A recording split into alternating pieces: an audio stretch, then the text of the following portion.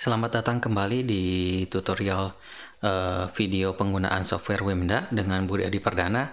Pada kali ini akan dibahas mengenai bagaimana kita memfitting data sehingga didapat parameter fisis yang kita inginkan. Yang pertama, untuk proses fitting kita hanya perlu mengklik di sini, di Analyze ini. Nanti akan tampil informasi pertama kali itu bahwa tidak ada fitting function library yang namanya MuSR function DLL ditemukan di folder ini. Maksudnya adalah bukan berarti software ini error, tapi Wimda ini membuka untuk siapa saja yang mau menambahkan function ya. Misalkan kita sedang melakukan penelitian bahwa mungkin ada function yang baru yang bisa digunakan lebih bagus daripada function yang sudah dipublikasi sebelumnya. Nanti kita bisa buat dalam bentuk namanya itu MuSR function .dll. Jadi DLL ini berisi function-function yang kita buat sendiri.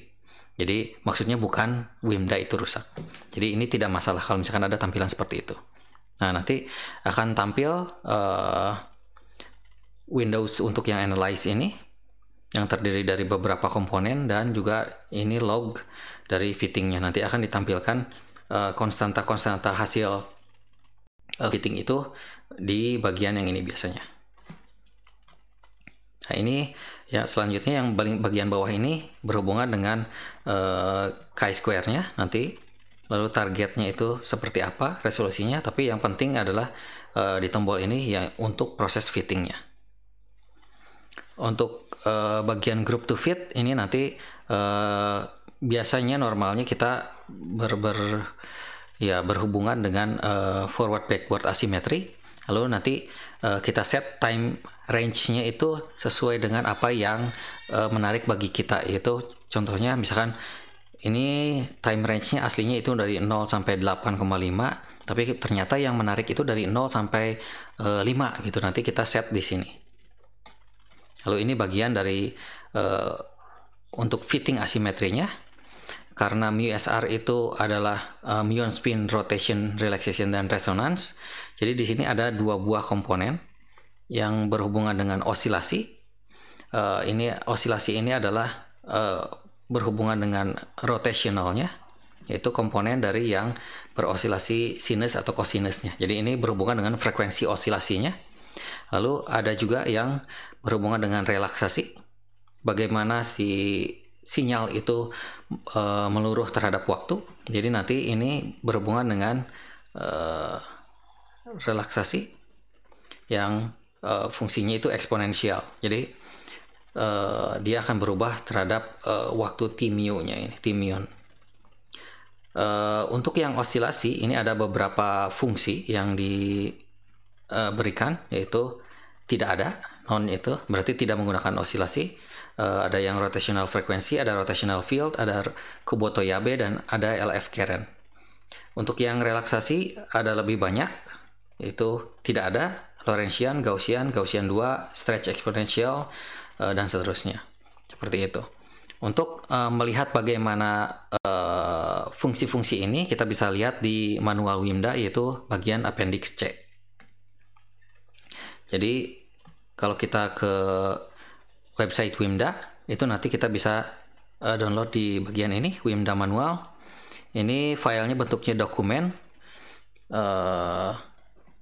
tapi karena saya sudah download dan sudah konversi menjadi PDF, nanti saya tinggal klik yang ini, manual. Ini tampilan awalnya, tapi karena di appendix saya pindah ke halaman terakhir dulu dan naik ke atas.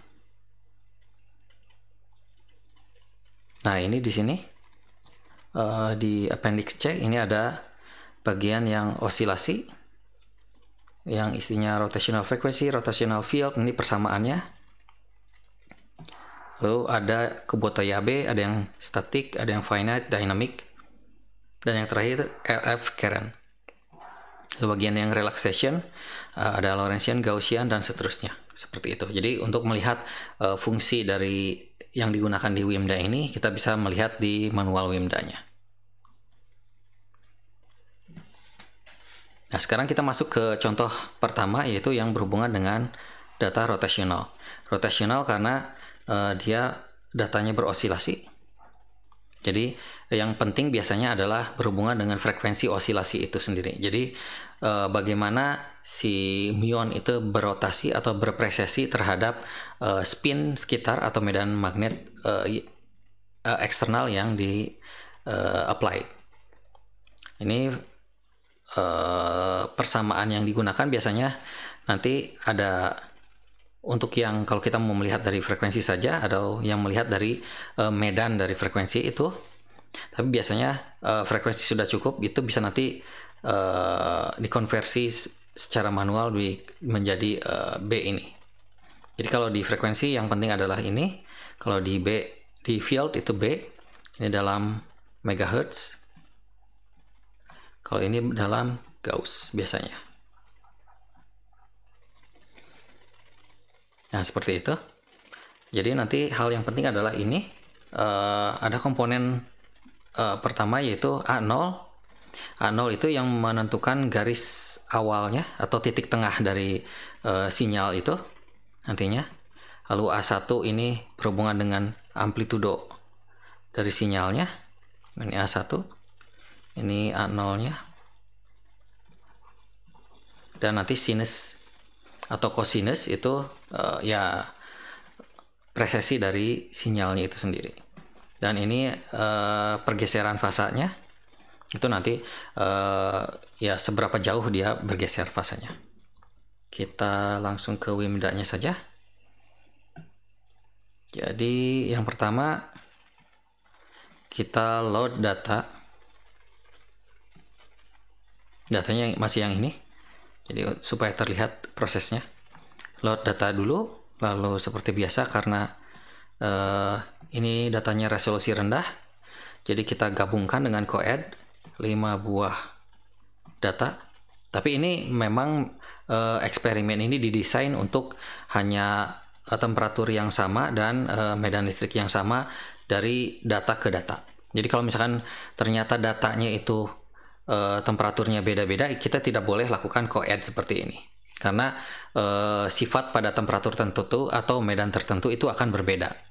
Jadi hanya yang sifatnya sama saja. Ini hasil seperti ini. Bunch factor kalau 1 seperti ini. Kita gunakan 10 supaya lebih halus. Karena kita butuh daerah yang sini saja yang osilasi, maka auto scale XY-nya dihilangkan jadi auto scale Y. Ini kita lihat sampai 2,5 saja. Dan ini sudah terlihat osilasinya itu lebih jelas di sini. Karena ini adalah bagian yang penting menurut kita. Sekarang kita lakukan analyze dan akan keluar no user fit function library MUSR function DLL found. Oke, tidak masalah. Lalu sekarang kita lakukan proses fitting. Fitting yang pertama adalah kita hilangkan dulu semua karena kita akan mencari baseline di sini. Kita fit. Kita juga jangan sampai lupa bahwa daerah yang pentingnya itu hanya sampai 2, sekian. Jadi bagian yang ini juga harus kita ubah time range-nya menjadi 2. Misalkan saya set 2 saja. Fit. Nah, sekarang baseline ini sudah oke. Ini pindahkan ke bawah supaya tidak menghalangi.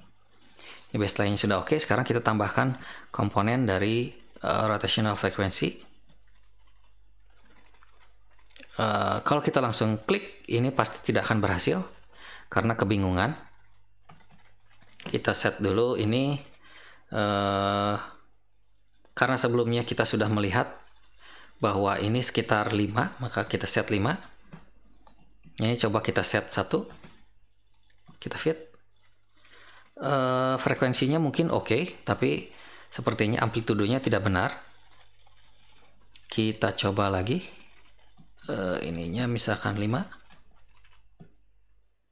Kita harus melakukan tebak-tebakan dulu awalnya sampai kita mendapatkan data yang sesuai gitu. Ini atau mungkin di sininya 5,5. Oke, kalau 5,5 ternyata cukup oke.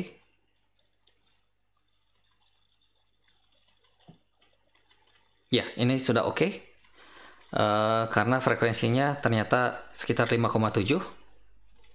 Jadi 5,5 itu lebih mendekati dengan frekuensi yang ada, sehingga langsung fit seperti ini. Kita coba dulu kalau misalkan datanya sampai 1, kira-kira di fit seperti apa. Oh, ternyata lebih jelek. Sampai 1 berarti yang bagusnya hanya sampai 1. Ini sangat cocok di 0 sampai 1. Tapi karena kita butuh sampai 2, jadi kita fit sampai 2. Sampai 2 sini. Seperti itu. Nah, kita sekarang sudah dapatkan bahwa amplitudo A0-nya adalah minus 34, sekian-sekian. A1-nya itu 0,4 sekian, 0,48 sekian-sekian. Lalu frekuensi rotasinya itu 5,738. Pergeseran fasanya 4,4 sekian-sekian. Seperti itu. Nah, jadi kita sudah dapat nilai ini, nilai ini, dan nilai ini. Seperti itu. Sekarang kita masuk ke contoh yang kedua, yaitu berhubungan dengan relaksasi.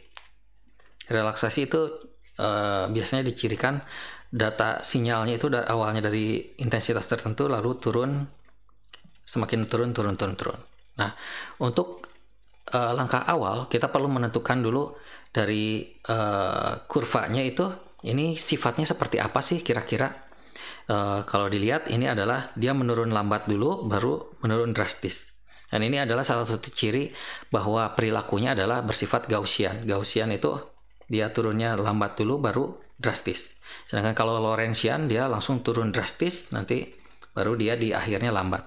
Jadi kalau Lorentzian itu nanti langsung seperti itu gitu. Jadi karena Gaussian kita gunakan relaksasi Gaussian dengan baseline A0 seperti biasa. Ini nanti posisi garis ini, nanti A1-nya itu amplitudo dari sinyalnya, dan eksponensial minus sigma T kuadratnya itu adalah ini Gaussian-nya,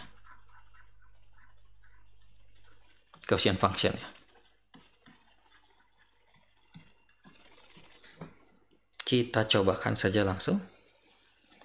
Ini untuk contoh yang kedua, kita load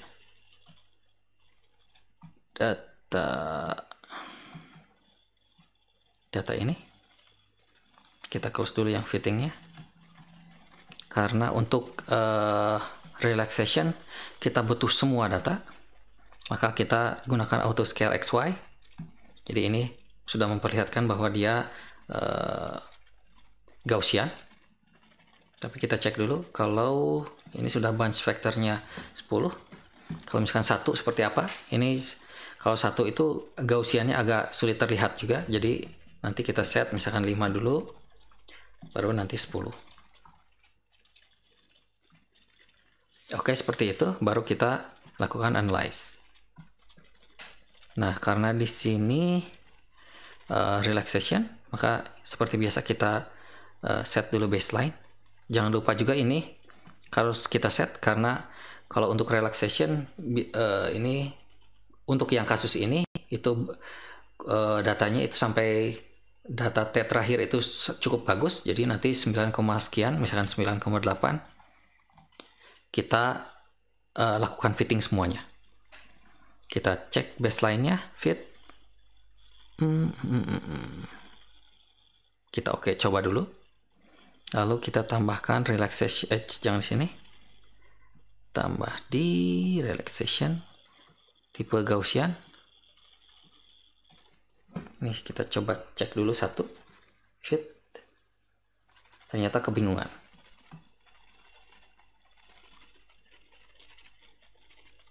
Oh, karena ini ada rotational frequency. Fit. Kita harus dari awal dulu. Kita fit on, ininya sigmanya 1, fit. Nah, ini karena relaxation itu cukup mudah, jadi dia langsung fit gitu, hanya beberapa kali. Dibandingkan dengan yang osilasi, ini kita harus beberapa kali men-set supaya sesuai dengan apa yang kita inginkan. Apalagi kalau misalkan ternyata komponen osilasinya itu ada banyak gitu. Misalkan ada osilasi yang kedua, ada osilasi yang ketiga, dan seterusnya. Ini bisa kita tambahkan juga seperti ini sampai sesuai dengan yang kita inginkan. Nah, dari sini kita dapatkan bahwa A0-nya adalah minus 76, sekian-sekian, A1-nya adalah 37 sekian-sekian, dan sigmanya adalah minus 0,10990. Jadi kita sudah dapatkan nilai ini, dan dapatkan nilai ini untuk parameter fisiknya. Dan sekian untuk tutorial bagaimana memfitting menggunakan WIMDA. Kita akan bertemu lagi di video lainnya yang berhubungan dengan tentunya hal-hal lainnya. Terima kasih.